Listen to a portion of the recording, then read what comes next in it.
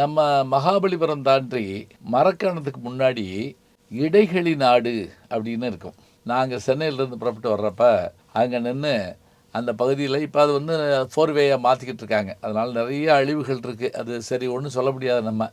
இப்போ அங்கே அந்த இடைகளி நாட்டு நல்லூர் நத்தத்தனார் என்பவர் தான் சிறுபானாற்றுப்படை என்கின்ற நூலை பாடியிருப்பார். 10 பாட்டில் ஒன்று.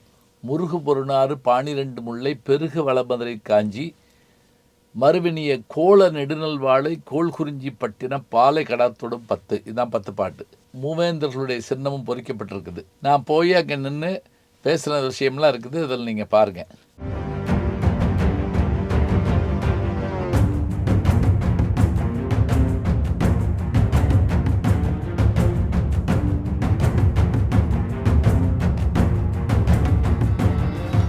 நல்லூர் நத்தத்தனார் யாருன்னு பார்த்தா, இவர் வந்து சங்க இலக்கிய புலவர்கள் ஒருவர்.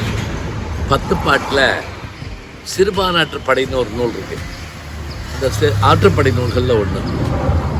இது யாரை பற்றி பாடினது அப்படின்னா, ஒய்மா நாட்டு நல்லியக்கோடரை பற்றி பாடினது.